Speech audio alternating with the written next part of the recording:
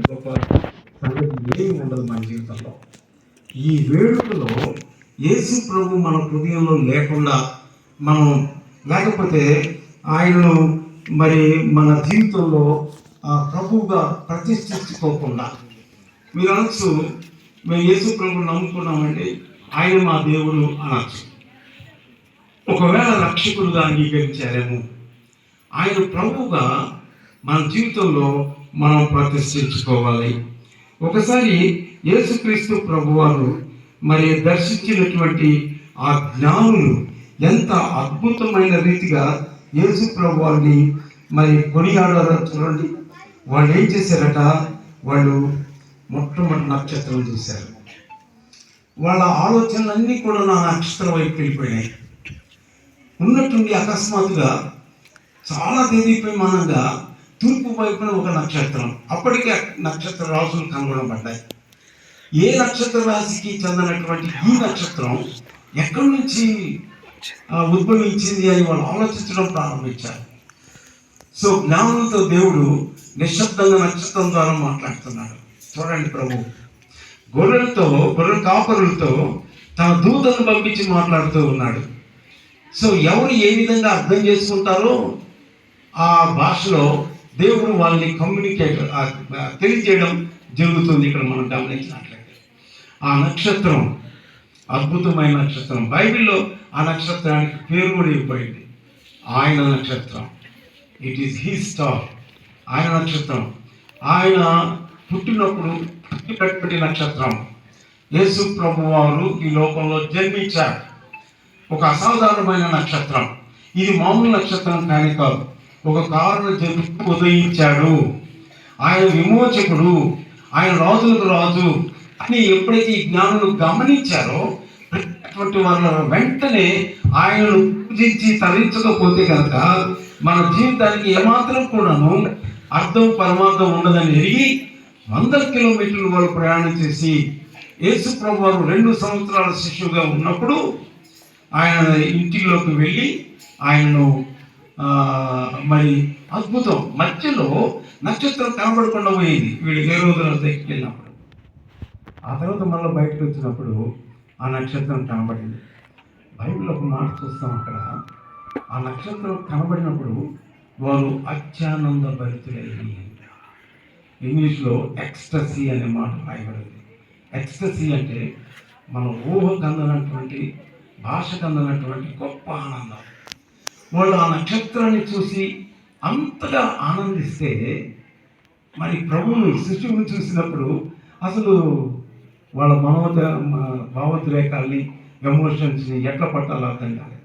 ఇక వాళ్ళకి ఏమర్థం కాల, సాగిలో పడి నమస్కరించారు. That is the only highest way we honour people. సాగిలో పడి, ఇంగ్లీష్లో they bow down and worship him. ఎంత అద్భుతం, గొప్పవారు. కాబట్టి వారి జీవితాన్ని మనం గమనిస్తూ ఉంటే కనుక వాళ్ళు అర్థం చేసుకున్నారు, ప్రయాసపడ్డారు. మరి ఎంత మరి దూరమైనా కానీ వాళ్ళు ఏమాత్రం కూడా లెక్క చేయకుండా మరి అక్కడికి వెళ్ళి యేసు ప్రభువుని దర్శించి వారి జీవితాన్ని ఎంతో పునీతులుగా చేస్తున్నారు. కాబట్టి ఈరోజు ఆ ముగ్గురు జ్ఞానుల గురించి బైబిల్ పరిశుద్ధాత్మ దేవుడు రాయించాడు. అలాగే ఇప్పటికీ కూడా మనం వాళ్ళ గురించి చదువుకుంటూ ఉన్నాం. వై ది బికేమ్ వాయిస్, ఎందుకు జ్ఞానులు అనబడ్డారో తెలుసా? అసలైనటువంటి జ్ఞానుల్ని, జ్ఞాన సంపన్నుడైన ప్రభువుని వాళ్ళు దర్శించారు. ద వే వాళ్ళు ఏ విధంగా సమర్పించారో చూడండి. ఆ వస్తువులు, సమర్పణ వస్తువులు బట్టి వాళ్ళు ఎంత అద్భుతమైన జ్ఞానంలో మనకు అర్థమవుతుంది. సో యేసుక్రీస్తు ప్రభు వారు పుట్టడం ప్రేమైనటువంటి వాళ్ళ అకస్మాత్తుగా జరిగిన సంఘటన కాదు, ఏదో మారుమూల జరిగిన సంఘటన కాదు. యేసు ప్రభు ఈ లోకానికి వస్తాడని ఎన్ని ప్రవచనాలు ఉన్నాయో తెలుసా? ఎన్ని ప్రవచనాలు ప్రవచించబడ్డాయి ఓల్డ్ టెస్టిమెంట్లో, పాత నిబంధనలో 300 ప్రవచనాలు. యేసు ప్రభు ఈ లోకానికి వస్తాడని 300 ప్రవచనాలు ప్రవచించబడ్డాయి. యేసు ప్రభు కోసం ఎదురు చూశారు వాళ్ళు. సో కాలం సంపూర్ణమైనప్పుడు దేవుడు తన కుమారుని ఈ లోకంలోకి పంపించాడు. ఇది ఒక అద్భుతమైనటువంటి సంఘటన. నీల్ ఆర్మ్స్ట్రాంగ్ అనేటువంటి ఒక ఆస్ట్రోనట్ అంటాడు, ఆయన ఫస్ట్ మ్యాన్ చంద్రుడి మీద నడిచింది. తిరిగి వచ్చాక ఆయన అన్నాడన్నమాట, ఏది గొప్ప చెప్పండి, ఒక మనిషి చంద్రుడి మీద నడవడం గొప్ప, దేవుడు పరలోకానికి వదిలి మానవ అవతారం తీసుకొని మనుషుల మధ్య నడవడం గొప్ప, జీవించడం గొప్ప, ఏది గొప్ప చెప్పండి? దేవుడు పాపమైనటువంటి మనం పాపం నుంచి రక్షించబడలేనటువంటి స్థితిలో ఉన్నప్పుడు, నిస్సహాయ స్థితిలో ఉన్నప్పుడు దేవుడు తానే నరావతారం తీసుకొని ఈ లోకానికి శారీరకంగా యేసు అనేటువంటి నామంలో ధరించి మరి ఈ లోకంలో ఆయన జన్మించాడు.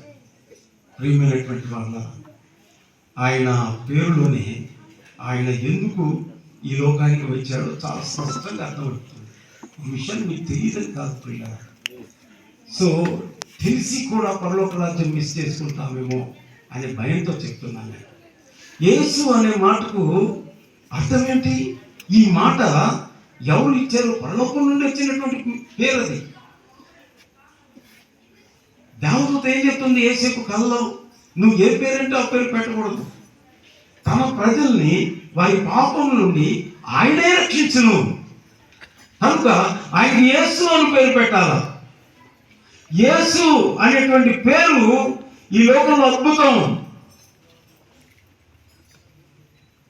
శైవులు అనేటువంటి ఒక జ్ఞాని భారతదేశం నుంచి వెళ్ళి యేసు ప్రభుని సందర్శించారట. ట్రెడిషన్స్ లో ఉండేది. తిరిగి భారతదేశానికి వచ్చిన తర్వాత మరి ఒక ఒక చక్కటి పుస్తకం రచించాడు. ఆ పుస్తకంలో ఏమని రాసింది? ఒక శ్లోకం, ఈశామసి ఇది శమము నామ ప్రతిష్ఠితము.